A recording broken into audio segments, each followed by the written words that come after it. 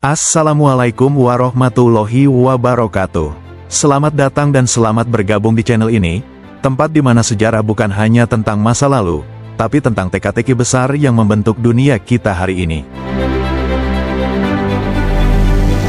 Pernahkah kamu bertanya-tanya, apakah dunia ini berjalan alami, atau ada kekuatan besar yang mengaturnya diam-diam dari balik tirai peradaban?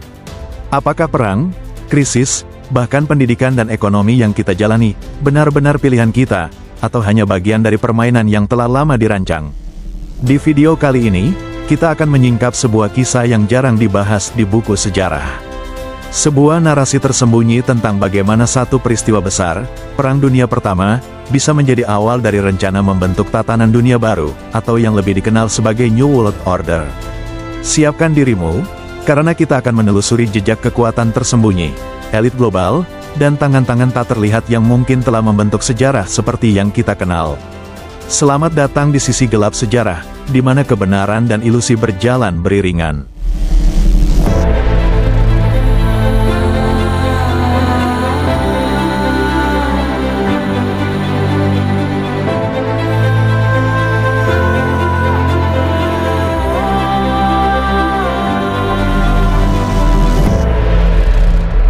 Bayangkan dunia seperti papan catur besar, negara-negara sebagai bidak, dan perang sebagai langkah strategis. Tapi siapakah pemain sejatinya? Siapa yang menggerakkan bidak-bidak itu dari balik layar? Di balik sejarah resmi yang kita pelajari, tersembunyi narasi alternatif yang merangkai perang, diplomasi, dan perdamaian sebagai bagian dari satu grand design, pembentukan tatanan dunia baru.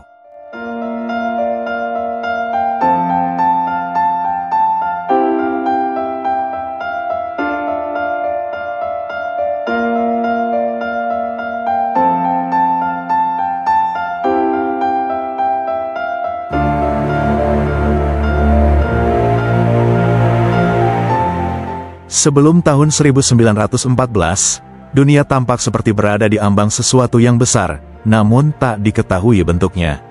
Eropa, pusat kekuatan dunia saat itu, diliputi suasana yang tak ubahnya seperti bom waktu yang menunggu untuk meledak. Negara-negara besar seperti Inggris, Prancis, Jerman, Austria-Hungaria, dan Rusia saling mencurigai dan membangun kekuatan militer dalam skala yang belum pernah terjadi sebelumnya. Perjanjian aliansi saling mengikat seperti jaring laba-laba, jika satu negara diserang, seluruh jaringan akan terlibat. Sementara itu, di tengah euforia kolonialisme dan revolusi industri, muncul nasionalisme fanatik, perebutan wilayah, dan ketidakpuasan sosial yang merayap perlahan ke permukaan. Media massa mulai memainkan peran dalam menyulut emosi rakyat, menciptakan musuh imajiner, dan menggiring opini menuju konflik. Dunia saat itu seperti rumah megah yang dipenuhi gas, dan hanya butuh satu percikan kecil untuk membakarnya habis. Apakah semua ini hanya kebetulan historis? Atau ada kekuatan tersembunyi yang menyusun kepingan demi kepingan menuju ledakan terbesar abad ke-20? Tanggal 28 Juni tahun 1914, satu peristiwa tunggal mengguncang dunia. Archduke Franz Ferdinand, pewaris tahta Austria-Hungaria, ditembak mati di Sarajevo bersama istrinya. Pelaku penembakan adalah Gavrilo Princip, pemuda berusia 19 tahun yang tergabung dalam kelompok nasionalis Serbia bernama Black Hand. Versi resmi sejarah mencatat ini sebagai aksi radikal kaum separatis. Tapi jika ditelusuri lebih dalam, benarkah hanya itu ceritanya? Beberapa sejarawan independen dan peneliti teori konspirasi mengungkap kejanggalan demi kejanggalan. Misalnya, bagaimana mungkin rombongan Franz Ferdinand mengubah rute perjalanannya secara mendadak, justru menuju jalan yang telah diketahui sebagai titik penyergapan? Mengapa pengamanan begitu longgar padahal sudah ada ancaman sebelumnya? Bahkan, diketahui bahwa peluru yang menewaskan sang Archduke adalah jenis khusus yang tidak umum dimiliki kalangan sipil. Lalu muncul pertanyaan besar, siapa yang benar-benar berdiri di balik Gavrilo Princip? Ada yang percaya bahwa kelompok Black Hand hanyalah pion dalam permainan yang lebih besar, digerakkan oleh kekuatan intelijen, baik dari dalam negeri maupun asing, yang menginginkan perang sebagai alat perubahan. Franz Ferdinand dikenal sebagai bangsawan yang menolak konflik terbuka dan berencana melakukan reformasi damai di wilayah Balkan. Jika ia hidup, kemungkinan besar perang besar tidak akan terjadi. Maka, jika seseorang menginginkan perang, Franz harus disingkirkan. Inilah mengapa sebagian kalangan meyakini bahwa pembunuhan ini bukan semata aksi radikal nasionalis, tapi sebuah desain geopolitik. Desain untuk menyalakan api besar yang sudah lama disiapkan.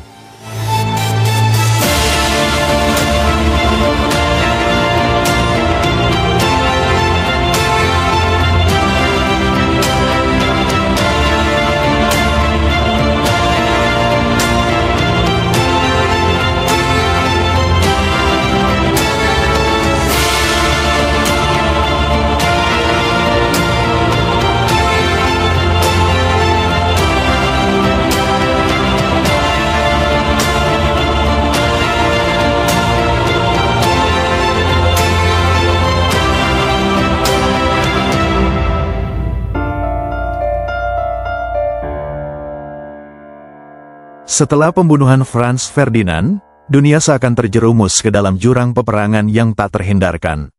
Namun di balik layar politik dan pergerakan militer, ada kekuatan lain yang tak kalah menentukan, para bankir internasional dan elit keuangan global. Salah satu nama yang paling sering disebut dalam konteks ini adalah keluarga Rothschild, dinasti perbankan yang sudah mengendalikan sistem keuangan Eropa selama lebih dari 1 abad. Dalam hitungan minggu setelah perang pecah, negara-negara besar seperti Inggris, Prancis, dan Jerman tiba-tiba memiliki dana besar untuk membiayai pergerakan militer, dana yang datang dari pinjaman berskala masif. Tapi anehnya, beberapa pinjaman berasal dari sumber yang sama, seolah pihak yang membiayai perang tidak berpihak pada satu negara, melainkan pada konflik itu sendiri. Bank-bank besar di London dan New York memainkan peran krusial. JP Morgan misalnya, disebut-sebut sebagai agen keuangan utama pemerintah Inggris, yang tidak hanya meminjamkan uang, tapi juga mengatur distribusi bahan perang dan logistik. Pada saat bersamaan, jaringan keuangan ini juga memiliki saham dan kepentingan di perusahaan-perusahaan industri senjata. Mereka meraup untung dari setiap peluru yang ditembakkan.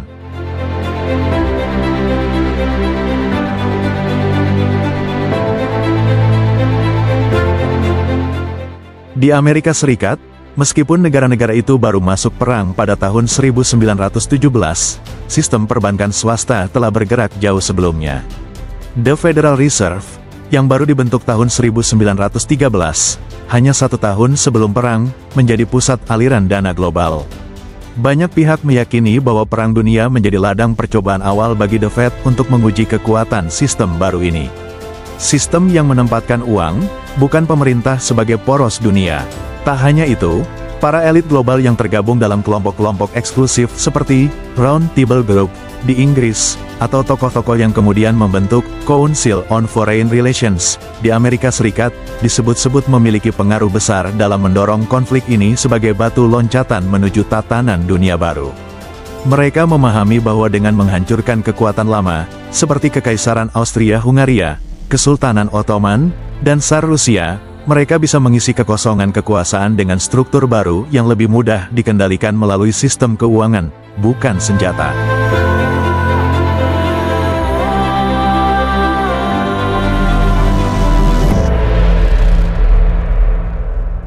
Peran para bankir dan elit ini bukan hanya mendanai perang, tapi juga mendesain ulang dunia setelahnya.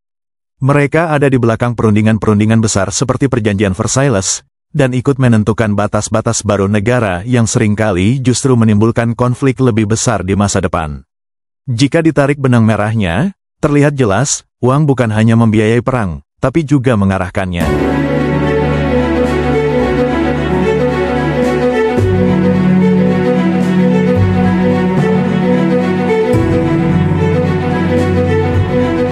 Di balik parade tentara dan dentuman meriam yang mengguncang daratan Eropa, ada jaringan yang jauh lebih sunyi, namun tak kalah mematikan, kelompok-kelompok rahasia seperti Freemason dan entitas yang sering dikaitkan dengan Illuminati. Meskipun sejarah resmi sering mengabaikan peran mereka, dokumen dan catatan sejarah menunjukkan bahwa banyak tokoh kunci politik dan militer saat itu adalah anggota aktif dari jaringan persaudaraan rahasia ini. Freemason, dengan jangkauan globalnya yang telah menembus pemerintahan, bank, dan media, diyakini memiliki agenda terselubung, menciptakan tatanan dunia baru melalui rekayasa sosial dan kekacauan terkontrol, Ordo Ab Chao, atau Order Out of Chaos. Salah satu titik paling mencolok dari pengaruh ini tampak dalam keterlibatan tokoh-tokoh tinggi di Kekaisaran Austria, Inggris, dan Prancis yang tercatat sebagai anggota loji-loji Masonik. Bahkan Gavriel Princip sendiri, pembunuh Franz Ferdinand, diyakini terhubung dengan kelompok radikal yang dipengaruhi oleh ideologi Masonik anti-imperialis. Teori ini diperkuat oleh kejanggalan dalam penanganan kasusnya, serta minimnya pengungkapan terhadap tokoh-tokoh yang berada di balik layar gerakan Black Hand. Sejumlah sejarawan alternatif berpendapat bahwa pembunuhan ini merupakan bagian dari ritual pengorbanan kerajaan, sebuah simbol penghancuran kekuasaan lama demi membuka jalan bagi struktur kekuasaan global yang baru. Pasca perang, pengaruh Freemason dan jaringan rahasia lainnya semakin menguat, terutama dalam pembentukan Liga Bangsa-Bangsa, cikal bakal PBB. Organisasi ini dipandang oleh beberapa kalangan sebagai perpanjangan tangan dari visi para Mason, sebuah dunia yang tampaknya bersatu demi perdamaian, namun dikendalikan oleh elit global di balik tirai. Illuminati, yang meskipun kerap dianggap mitos, disebut-sebut sebagai dalang ideologis yang menyusup ke dalam berbagai jaringan kekuasaan. Tujuannya, bukan sekadar memenangkan perang, tapi menciptakan dunia baru yang tunduk pada satu sistem tunggal, keuangan global, pemerintahan global, dan penghapusan identitas bangsa. Jika dilihat dalam garis waktu, Perang Dunia Pertama bukan hanya perang fisik, tapi juga ritual geopolitik, di mana simbol, kekuasaan, dan kekuatan gaib digunakan untuk meruntuhkan tatanan lama. Satu kekaisaran demi satu tumbang, dan para Mason perlahan menanamkan sistem baru yang bertahan hingga kini, sistem pemerintahan demokratis yang rentan dikendalikan dari balik layar, sistem pendidikan dan media yang membentuk opini publik, serta sistem keuangan terpusat yang menuntun dunia ke arah ketergantungan. Ketika debu perang mulai mereda pada tahun 1918, dunia tidak lagi sama. Perang Dunia Pertama bukan hanya mengorbankan lebih dari 16 juta nyawa, tetapi juga menghancurkan fondasi peradaban lama yang telah berdiri selama berabad-abad. 4 kekaisaran besar, Austria-Hungaria, Jerman, Rusia, dan Utsmaniyah, runtuh satu persatu, seolah memang telah dipersiapkan untuk dihapus dari peta sejarah. Kekaisaran Austria-Hungaria, yang menjadi salah satu korban pertama akibat pembunuhan Franz Ferdinand, terpecah menjadi negara-negara kecil berdasarkan garis etnis. Kekaisaran Jerman dipaksa turun tahta melalui Revolusi Jerman 1918, menggantikan kekaisaran dengan Republik Weimar yang lemah dan rapuh.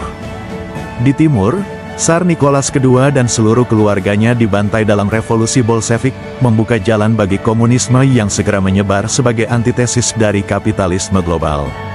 Sementara itu, Kekhalifahan Ottoman, peninggalan Islam terakhir yang menyatukan dunia Muslim di bawah satu payung kekuasaan spiritual dan politik, dipreteli secara sistematis oleh kekuatan Barat. Lewat perjanjian Sykes-Picot dan konspirasi diplomatik, wilayah Timur Tengah dibagi seperti harta rampasan, dan Istanbul pun kehilangan makna sakralnya sebagai pusat kekhalifahan. Pada 1924, Mustafa Kemal Atatürk secara resmi menghapus institusi khalifah, menandai akhir dari dunia lama yang dibentuk berdasarkan agama, warisan, dan garis darah. Dunia kemudian diarahkan menuju sistem baru, berbasis nasionalisme sekuler, demokrasi terkontrol, dan ekonomi yang disandarkan pada utang dan bunga. Runtuhnya kekaisaran-kekaisaran ini bukanlah sekadar konsekuensi alami perang. Sebagian sejarawan dan peneliti independen percaya bahwa ini adalah hasil akhir dari sebuah rencana panjang yang dirancang oleh elit global. Dengan menghancurkan struktur kekuasaan tradisional yang kuat dan berakar, dunia menjadi tanah kosong yang siap dibentuk kembali sesuai kepentingan segelintir pihak. Bankir internasional, politisi masonik, dan jaringan globalis yang tersembunyi. Seperti pion-pion di papan catur yang telah dikorbankan, raja-raja dunia lama disingkirkan demi menciptakan dunia yang lebih modern, namun juga lebih terkendali.